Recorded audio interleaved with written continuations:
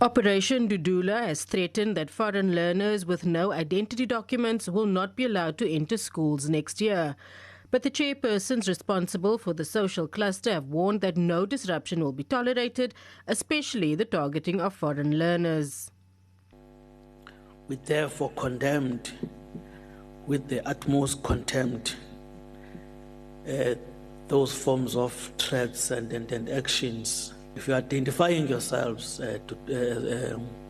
as a civil organization, you must be able to understand your footing so that you do not violate the rights that have been enshrined in the Constitution.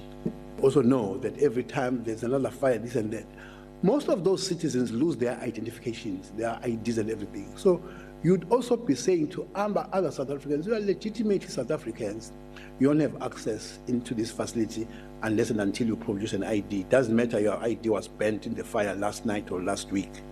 Another concern raised involves 2 out of the 8 regulations of the Bella Act that have recently been gazetted. The Department of Basic Education has missed a June deadline to have all regulations published.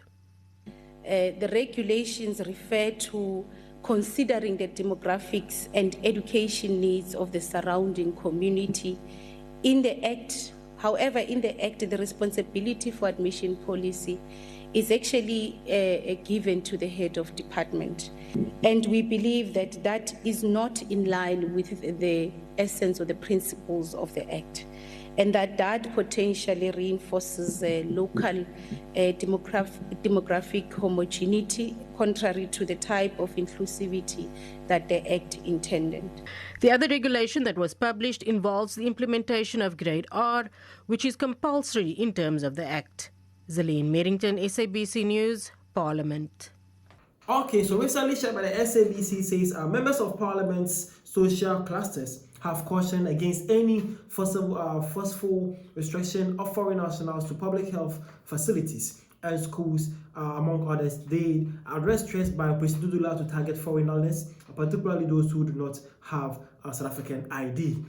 Okay, so that is the South African Parliament, and this is what they are saying against Operation Dudula. Okay, so basically that is the Parliament of South Africa, and that's the clusters of the Parliament are actually on Operation Dudula. People saying that what you guys are doing seems unlawful. They are saying that what if you guys are sacking people with no ID? But there are some South African families who don't have ID, who the ID must have been burnt or has gone missing. And if you meet such a person in the hospitals and you sack them, that would not be fair. So he is saying that it's about time Operation Dudula actually let the laws to actually work, let the Home Affairs and the right people work, and then they stay out of that. That is what the Parliament actually saying. But South Africans will not have it. We'll see this. So it's them against us. We can't let our country be taken over. Unfortunately, so it's war.